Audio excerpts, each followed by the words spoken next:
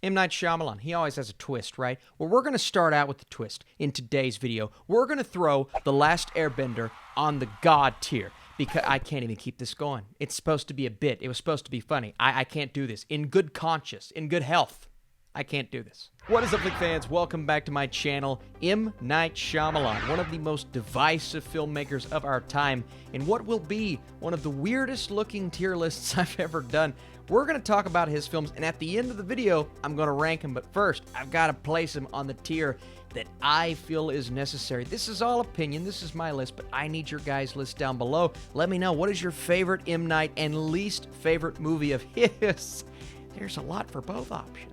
And of course, if you guys like these tier lists, stay tuned. We have some more special tiers coming later on. Be sure to drop your thumbs up down below and let me know what would you like to see next. And let's get right into this. We're going to save old for the end. And right off the bat, I want to mention that we're only talking about movies that he has directed, but also a film called Praying with Anger that not a lot of people have seen, myself included. So that will not be on my tier list. But what we are going to start with is a film that, you know, most people just don't talk about. We often go back to The Sixth Sense, but nobody really ever talks about Wide Awake, a film that just doesn't feel like it fits under the M. Night Shyamalan banner because everything that we know from him as a director, especially now, is just not present. Now, some will say, well, Austin, that's a good thing.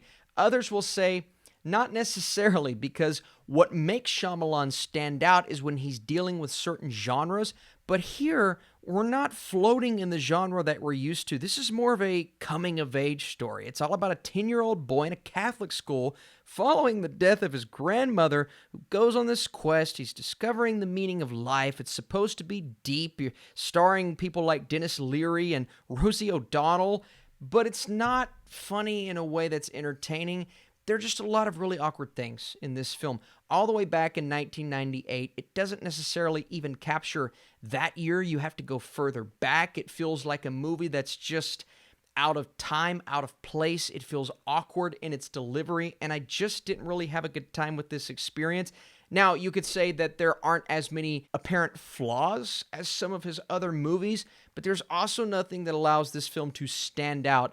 And again, that's kind of a good and a bad thing. So we're going to put Wide Awake, unfortunately, on the bad tier. I just didn't respond to this movie. Next up, I want to fast forward to 2015. It's a movie that came out, and we were all so excited to see Shyamalan kind of go back to his roots. And what I love about M. Night is when he tackles these kinds of genres and brings out the fear and trauma in characters that you don't often see from any director, and that is The Visit. And The Visit is one that really delivered on so many things that you love from M. Night as a director, but also didn't come across as awkward like some of his other movies. It's about this brother and sister. They're sent to their grandparents' house in Pennsylvania, and one child discovers that this couple, well, they may be involved in something that is extremely disturbing, and the film goes for it in so many different ways. I don't know if it quite nailed it at the end, like what it was going for, but The Visit, especially recently, held some of the more interesting themes that we've seen him tackle as a director,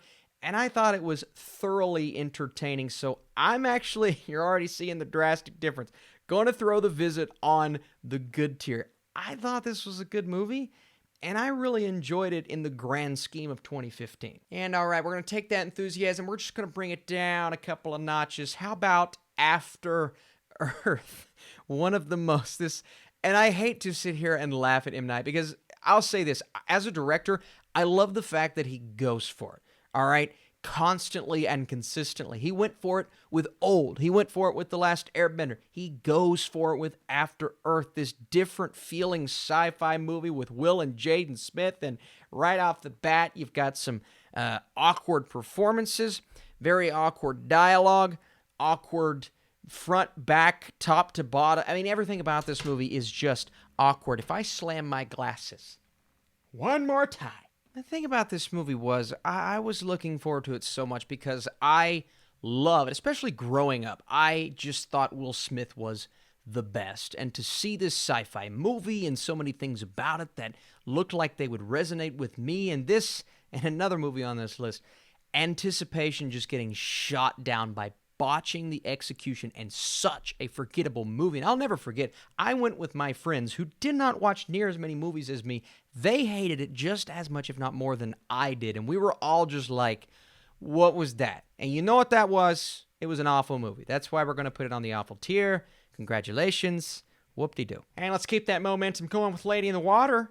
And let's throw it on the awful tier. We're going to get this out of the way off the bat. Lady in the Water is such a strange, self-indulgent film. He makes decisions in this movie that just, they baffle me. They absolutely baffle me because there's something, it's the guy who likes twists. There's something that happens at the end of this film that I sat back and said, that's one of the dumbest, decisions, one of the worst scripts, genuinely, of any of his movies, just as bad, in my opinion, as The Happening or After Earth. And everything that happens in this film, or at least the majority, they all happen for a reason, but a reason that I just couldn't get behind, couldn't get on board with, and Lady in the Water just doesn't work for me in every form possible. It's a good movie to look at, and I guess the themes behind some of these ideas, sure, and I love Jeffrey Wright and Bryce Dallas Howard and Paul Giamatti and, my goodness, Jared Harris, and then M. Night Shyamalan, who's one of the main characters in this movie, and one of the decisions that I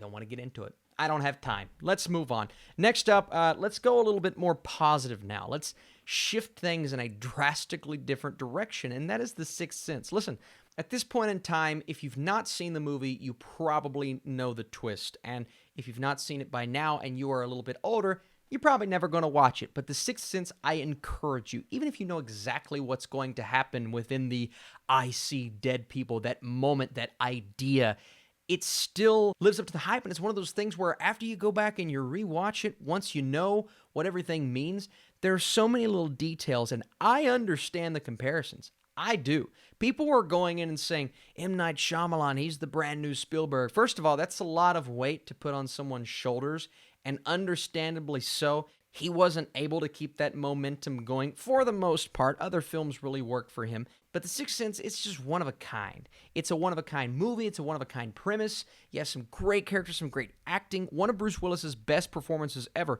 Toni Collette, Olivia Williams, Donnie Wahlberg. Donnie Wahlberg's in this movie. And then, of course, Haley Joel Osment, who gives one of the best child performances of all time. And again, the mystery, the magic is in the details of the film. The build-up to that moment, I like just as much, if not more, than the actual moment, and then the way that the movie wraps up. So overall, The Sixth Sense, I believe it deserves the hype, and I believe it deserves to be on the awesome tier. And it's I mean, look at that. You have two movies on the awful tier, one movie on the awesome tier, and it's just a drastic difference in filmography. Next up, we're talking Signs, and this is the movie that, I watch, and then I make it to the end, and I'm just like, that twist. Look, even if you love the film, and I know a lot of people who love this movie, and there's some great things in this film. First of all, the cast is incredible. Mel Gibson and Joaquin crush their roles. It's claustrophobic, it's terrifying, and so many moments within here, they make me go back to this and say, yeah, it's one of the defining horrors, maybe not one of my personal favorites, but one of the defining horrors of the decade. But again, the writing, and this is always a problem I have with his filmography, the writing does get in the way from it truly flourishing for me. That being said, I still got to go Signs on the good tier. I mean, this is a really good movie, and for a lot of people, it's great. For a lot of people, it's awesome. And again, I get it. This is not one where the filmmaking or the script overall gets in the way. It's just where it goes, a little bit of a twist in there, and it does move at a pace that not everyone's going to enjoy overall. So Signs, good tier for me, a good M. Night Shyamalan movie. Oh, here it is. Here's the evil. Get away. Shoo. Look, if you don't like or have never watched Avatar: The Last Airbender, first of all, stop what you're doing. Turn the video off. I appreciate you being here. Thank you so much. Please leave and go watch that show. But you could also approach it from the standpoint of someone who has never seen the series and who has never experienced the lore and the name pronunciation of what we know and love, and you could be on the other side of it. Just kidding. You'll still hate it. This movie is horrible. My apologies to the cast. My apologies to everyone involved that didn't actively ruin the mythology and the lore. And, I often see this with, the angry people and other franchise. You ruined the franchise. You did this, you did that. And most of the time, the complaints are valid. Some of the times they are not. This is one that I look at as a fan of the franchise, and then just as a fan of good movies, well put together films, cohesive experiences, and I say, I get every single criticism. Every single one of them. I understand. It's horrible from top to bottom. Nothing about this film works. Absolutely nothing. In my opinion, and you have to take into account that I have nostalgia for the original source material, this and that, it is one of the worst movies ever made. Okay? Is that all on M. Night Shyamalan's shoulders? No. Again, he's a director that I respect, right? I respect the fact that he went for it. And he tried to do something. What was that something? I have no clue. He tried. And I respect that. But this movie, I think, is hot garbage. Hot. Spicy garbage. And that's enough of that. We're going to throw it on the awful tier, and you're going to stay right there. But you're not going to go anywhere. You stay right there. You bad movie. And then we have The Village. And this is a film that I have been so up and down on over the years. At a point in time, I thought it was really, really great. And then at another point, I said, you know what? That little twist at the end, obviously, the twists are always good and bad. But then something about this film just isn't working for me, and it's rubbing me the wrong way. Now I'm kind of back on the side to where I really appreciate elements of this movie, not only the performances, but the overall vibe and the atmosphere that this film puts off, because it's this very skillfully put together, and a lot of that has to do with the talent beyond M. Night Shyamalan. Roger Deakins' cinematography here, James Newton Howard's score, the visual elements of this movie, and the idea of being a film that has something to say, maybe not fully delivering on that something, because again, I'm a bit back and forth on the way that it progresses, but overall, I have really come around on The Village as a good M. Night Shyamalan movie. He takes that cast, a combination of people that he's worked with before in Joaquin Phoenix and Bryce Dallas Howard. Then you have Brendan Gleeson, who gives an incredible performance. William Hurt.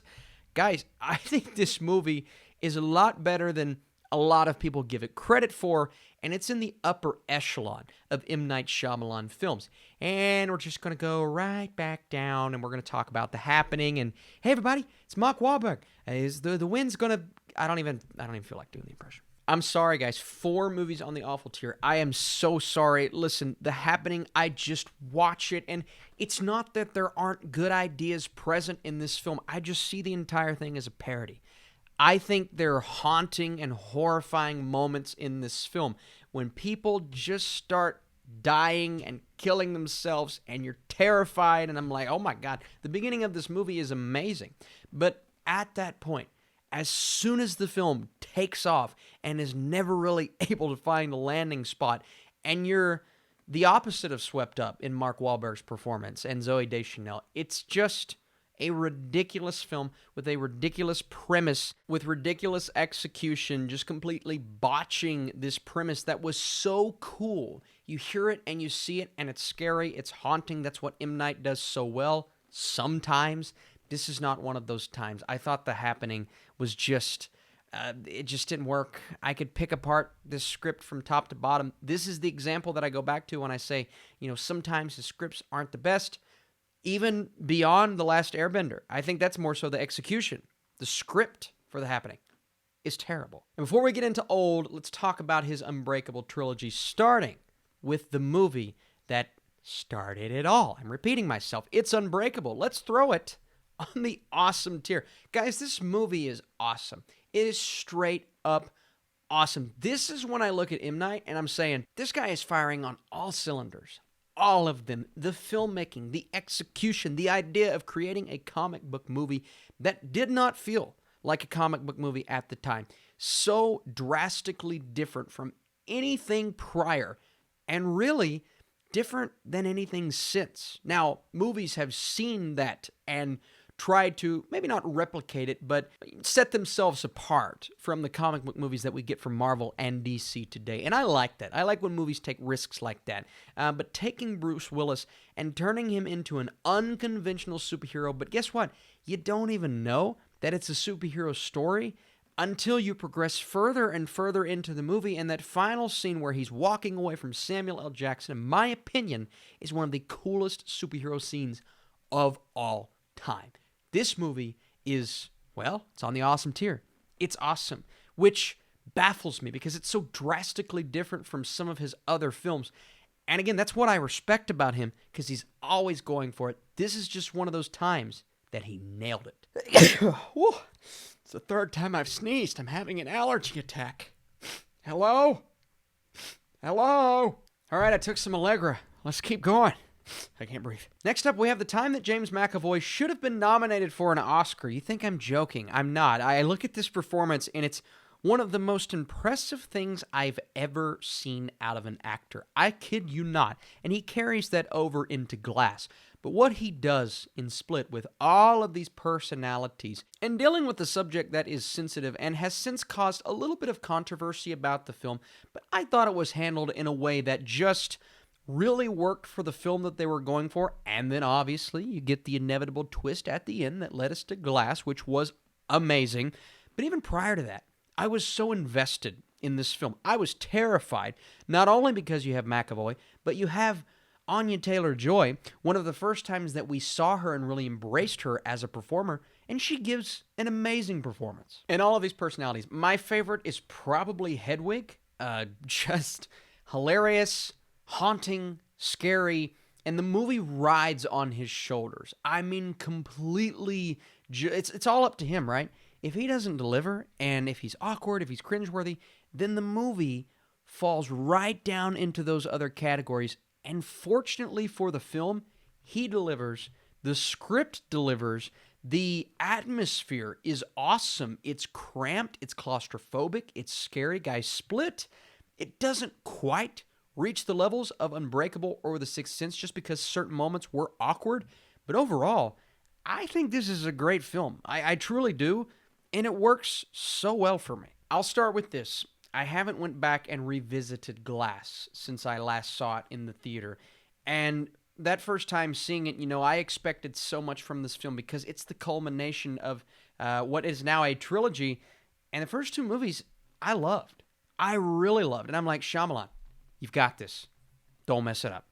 Please, don't mess it up. And while he doesn't botch it on the level of some of his other films, okay, and there's some really good, and I mean, you know what? Great moments in this movie. Absolutely great.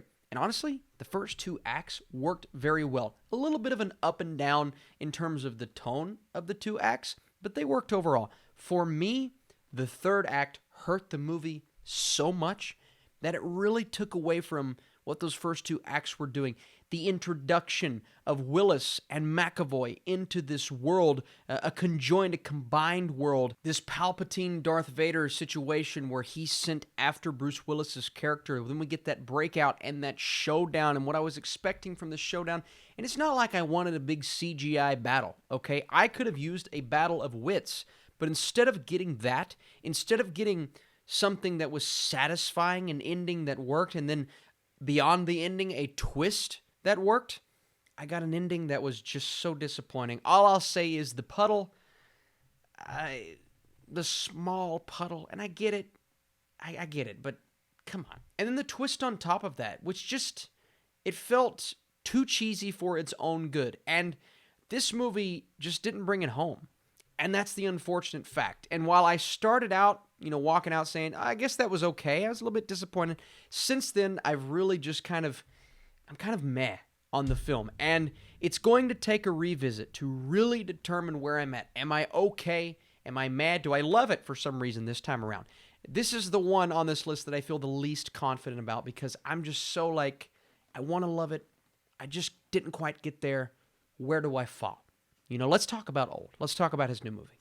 Old presents some of the best ideas that we've seen in a Shyamalan film, but some of the worst, okay, I'm not going to say some of the worst, some very bad execution on those ideas. The script for me is what really killed it. It started veering into the happening territory where it feels satirical, overly cheesy, and like they're trying too hard at times. And I'm talking about the actors, but that's not based off of the performances. It's more so the dialogue that they're reading, the exposition, the awkward lines at the beginning, all based around a premise that is brilliant. This premise is absolutely brilliant, and that's why I wanted to love this film.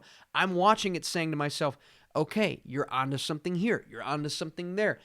And there were moments in this film where the chaos is happening on the beach and everybody's running around, and the camera, first of all, the camera work I didn't love. Some of the perspectives of characters I appreciated, but the overall camera work I thought was extremely choppy.